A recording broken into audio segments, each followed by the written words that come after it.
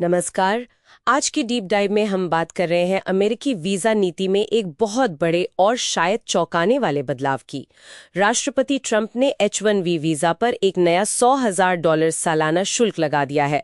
हमारे पास कुछ दस्तावेज हैं जो इस नीति, इसके पीछे के कारण और भारत समेत दुनिया पर इसके असर का विश्लेषण करते हैं। तो आज हमारा मिशन है ये समझना कि ये भारी भरकम फीस आखिर है क्या, भारतीय टेक प्रोफेशनल्स और कंपनियों पर इसका क्या असर पड़ेगा, और क्या ये अमेरिकी इमिग्रेशन पॉलिसी में किसी बड़े बदलाव का संकेत है। बिल्कुल, चलिए इसे समझते हैं। ये जो $100,000 सालाना फीस है, ये मौजूदा H-1B की जो लागतें हैं उनके ऊपर है। वो पहले ही कम नहीं थी। अच्छा, ये ऊपर से है। हाँ, ये एडिशनल है और ये 21 सितंबर 2025 से लागू भी हो गया है। मतलब जो नए वीजा होल्डर हैं और जो लौट रहे हैं, दोनों पर। अरे बाप रे, इसका मतलब तो फिर जूनियर या मिड लेवल जो रोल्स हैं उनके लिए तो ये लगभग नामुमकिन जैसा हो गया होगा। हाँ, आर्थिक रूप से बहुत मुश्किल। और जाहिर है इससे कंपनियों और प्रोफेशनल्स में काफी मतलब अनिश्चितता फैल गई है। उन्हें अपने ऑनशोर प्रोजेक्ट्स के लिए फौरन अपनी स्ट्रैटेजी बदलनी पड़ रही होगी। और बात सिर्फ यहीं तक नहीं है। इस H-1B शुल्क के साथ साथ प्रशासन ने कुछ और नए रास्ते भी खोले हैं। अच्छा, जैसे गोल्ड कार्ड और प्लैटिनम कार्ड। गोल्ड कार्ड ये क्या है? गोल्ड कार्ड मतलब अगर आप $1 मिलियन का योगदान देते हैं तो आपको परमानेंट रेजिडेंसी यानी ग्रीन कार्ड का एक तेज रास्ता मिल सकता है। अच्छा। और अगर कंपनी स्पॉन्सर कर रही है तो $2 मिलियन। अच्छा। ऐसा माना जा रहा है कि ये शायद मौजूदा मेरिट बेस्ड वीजा जैसे EB-1, EB-2 उनका एक तरह से विकल्प बने। और प्लैटिनम कार्ड? प्लैटिनम कार्ड में $5 मिलियन का योगदान है। इसमें आपको साल में 270 दिन अमेरिका में रहने की इजाजत और आपकी विदेशी आय पर टैक्स छूट मिल सकती है। हालांकि इसके लिए भी कांग्रेस की मंजूरी चाहिए होगी। बाप रे, तो ये तो सिर्फ पॉलिसी का बदलाव नहीं लग रहा, ये तो जैसे अमेरिकी इमिग्रेशन का पूरा नजरिया ही बदल रहा है। मतलब योग्यता से ज्यादा पैसे को महत्व दिया जा रहा है। संकेत तो कुछ ऐसे ही मिल रहे हैं। प्रशासन का तर्क तो ये है कि ये कदम अमेरिकी नौकरियों को बचाने के लिए है और जो कथित दुरुपयोग हो रहा था, सस्ता विदेशी लेबर लाकर वेतन कम करने का, उसे रोकना है। लेकिन यहाँ एक बड़ा विरोधाभास है। अगर आप आंकड़े देखें वित्त वर्ष 2022 के, तो H-1B वर्कर्स का औसत वेतन $1,18,000 था। $1,18,000? हाँ। ये तो काफी ज्यादा है। हाँ, ये अमेरिका के टॉप 10% कमाने वालों में आता है। तो ये आंकड़े प्रशासन के दावे से बिल्कुल मेल नहीं खाते। तो फिर ये विरोधाभास क्यों? मतलब आपके विश्लेषण में क्या लगता है, असली मकसद क्या हो सकता है? कई एक्सपर्ट्स का मानना है कि असली मकसद शायद वेतन कम करने वाली समस्या को सुलझाना है ही नहीं, बल्कि इस भारी फीस के जरिए H-1B प्रोग्राम को इतना मुश्किल बना देना है कि वीजा संख्या अपने आप बहुत कम हो जाए। अच्छा, मतलब एक तरह से प्रोग्राम को ही खत्म करने जैसा कह सकते हैं। और जब इसे गोल्ड और प्लैटिनम कार्ड के साथ देखते हैं तो लगता है कि ये पैसे को प्राथमिकता देने और रेवेन्यू बढ़ाने की एक बड़ी रणनीति का हिस्सा है। इस पर कानूनी सवाल भी उठ रहे हैं। कुछ एक्सपर्ट्स तो इसे राष्ट्रपति के अधिकार क्षेत्र से बाहर और अतार्किक रूप से गैर कानूनी बता रहे हैं। ये तो हुई नीति की बात, लेकिन इसका असर जमीनी स्तर पर कहां-कहां महसूस हो रहा है, खासकर भारत पर जो H-1B पर इतना ज्यादा निर्भर है। बिल्कुल, भारत पर इसका असर सबसे ज्यादा और शायद सबसे गहरा है।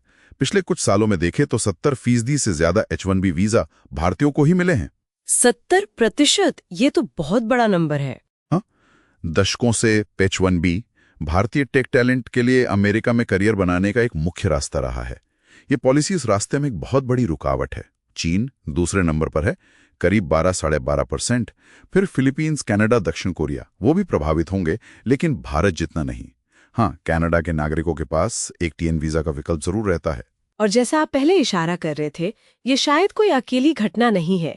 अगर हम इसे हाल के दूसरे कदमों के साथ देखें, जैसे कुछ देशों पर यात्रा प्रतिबंध या TPS यानी टेम्पररी प्रोटेक्टेड स्टेटस का खत्म होना, क्या कोई पैटर्न दिखता है?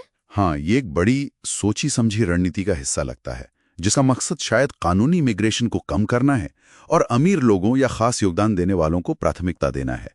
अब भारत के लिए इसके ठोस नतीजों को देखें।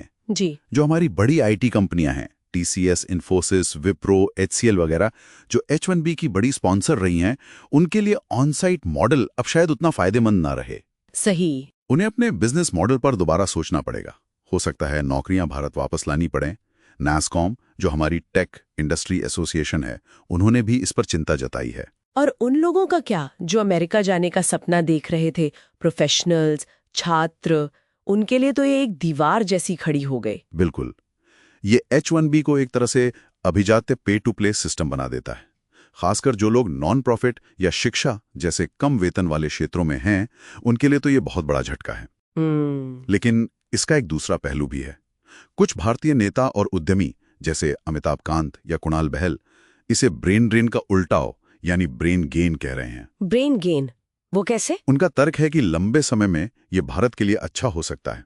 कंपनियां लागत बचाने के लिए भारत में ज्यादा काम भेज सकती हैं, मतलब ऑफशोरिंग बढ़ सकती है। इससे भारत के जो ग्लोबल कैपेबिलिटी सेंटर्स हैं उनको बढ़ावा मिलेगा। अच्छा, और क्योंकि अमेरिका जाना मुश्किल हो गया है तो शायद भारत का टॉप टैलेंट यहीं रुकेगा। हाँ, ये भी एक संभावना है।